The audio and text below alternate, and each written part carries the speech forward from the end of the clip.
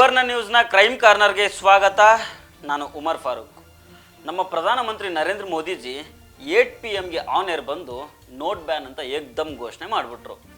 ಆಗ ಇದು master stroke, ಟೆರರಿಸ್ಟ್ಗಳಿಗೆ ಕೊಡ್ಲಿ ಇಟ್ಟು 2000 ನೋಟಲ್ಲಿ ಚಿಪ್ಪು ಎಲ್ಲ ಬಂದೋಯ್ತು. ಆದರೆ ನೋಟ್ ಬ್ಯಾನಿಂದ ಆದ ಸಂಕಷ್ಟಗಳನ್ನು ದೇಶದ ಪ್ರತಿಯೊಬ್ಬರು ಅನುಭವಿಸಿದ್ರು.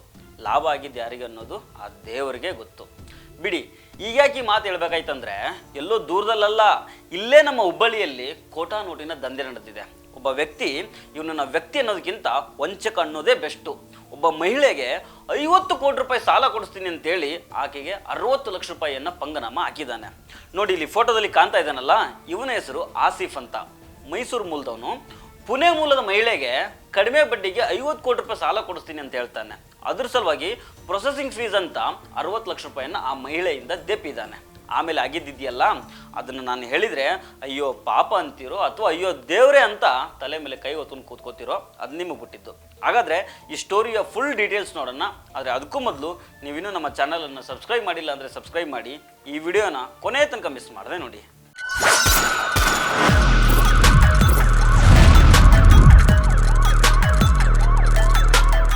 ಇವನ ಅಸಲಿ ಹೆಸರು ಮೊಹಮ್ಮದ್ ಆಸಿಫ್. ಸುಧೀರ್ ಮೆಹ್ತಾ ಅಂತ ಹೇಳ್ಕೊಂಡು ತಿರುಗಾಡ್ತಾ ಇರ್ತಾನೆ. 1 ವರ್ಷದಿಂದ ಒಬ್ಬ ಮಹಿಳೆ ಮೈಸೂರಿಗೆ ಬಂದಿರ್ತಾರೆ. ಅವರ ಹೆಸರು ಅಶ್ವಿನಿ ಪೆದ್ದಿವಾಡ್. ಇವರು ಪುಣೆಯವರು. ಮೈಸೂರಿಗೆ ಬಂದಾಗ ಈ ಆಸಿಫ್ಗೆ ಪರಿಚಯ ಆಗ್ತಾರೆ.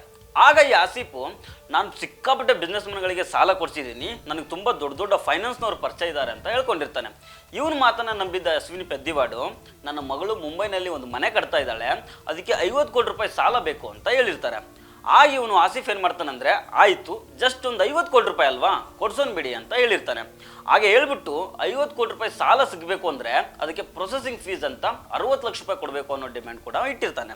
ಇವನ ಕರಾಮತ್ತಿನ ಮಾತನ್ನು ಅನಾಮತ್ತಾಗಿ ನಂಬಿದ್ದ ಅಶ್ವಿನಿ ಪೆದ್ದಿವಾಡ್ ಸ್ವಲ್ಪ ದಿನದಿಂದಷ್ಟೇ 60 ಲಕ್ಷ ರೂಪಾಯಿ ದುಡ್ಡನ್ನು ಕೊಟ್ಟಿರ್ತಾರೆ. ಈಗ ಇವನು 50 ಕೋಟಿ ರೂಪಾಯಿ ಸಾಲ ಕೊಡಿಸ್ಬೇಕಲ್ಲ, ಅದರಂತೆ ಮೊದಲ ಕಂತಿನ ಭಾಗವಾಗಿ 2 ಕೋಟಿ ರೂಪಾಯಿ ಕೊಡ್ತೀನಿ, ಹುಬ್ಬಳ್ಳಿ ಬನ್ನಿ ಮೇಡಮ್ ಅಂತ ಹೇಳಿ ಕರ್ಸ್ಕೊಂಡಿರ್ತಾನೆ.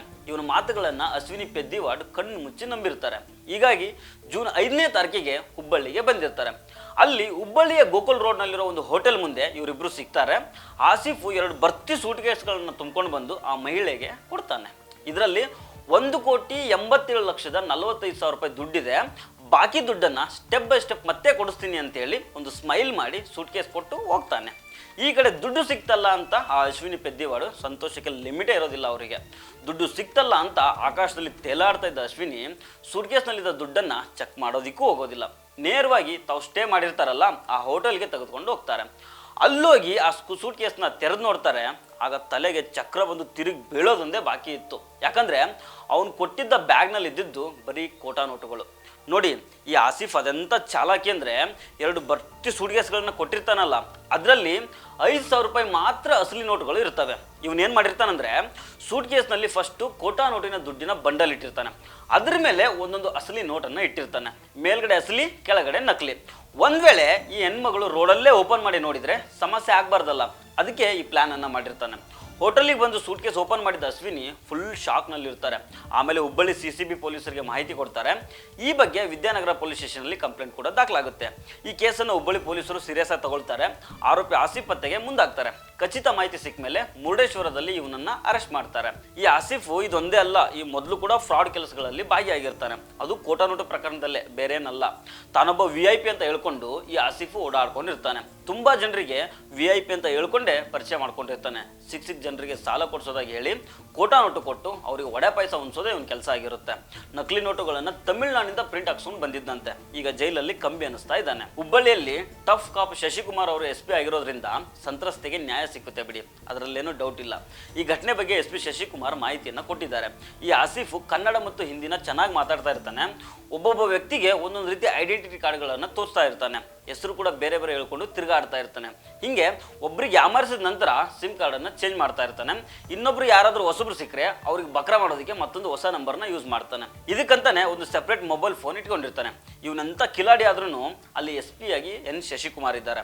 ದುಡ್ಡನ್ನು ರಿಕವರಿ ಮಾಡಿ ವಿಕ್ಟಿಮ್ಗೆ ಕೊಡಿಸೋ ಪ್ರಯತ್ನ ಮಾಡ್ತೀವಿ ಅಂತ ಹೇಳ್ತಾ ಇದ್ದಾರೆ. ನೋಡೋಣ ಏನಾಗುತ್ತೋ ಅಂತ. ಆದರೆ ನೋಟ್ ಬ್ಯಾನ್ ಮಾಡಿದರೆ ಕೋಟಾ ನೋಟು ದಂಧೆಯನ್ನು ನಿಲ್ಲಿಸ್ಬೋದು, ನೋಟಲ್ಲಿ ಚಿಪ್ ಇಟ್ಟು ಟ್ರೇಸ್ ಮಾಡ್ಬೋದು ಅಂದಿದ್ದು ಪುಣ್ಯಾತ್ಮರು ಈಗ ಯಾವ್ಯಾವ ಬಿಲಗಳಲ್ಲಿ ಅಡ್ಕೊಂಡು ಕೂತಿದ್ದಾರೋ ಆ ದೇವರಿಗೆ ಗೊತ್ತು. ಸೊ ಫ್ರೆಂಡ್ಸ್, ಇದು ಇವತ್ತಿನ ಕ್ರೈಮ್ ಕಾರ್ನರ್. ಮತ್ತೆ ಭೇಟಿ ಆಗ್ತಿರೋಣ. ನಮಸ್ಕಾರ.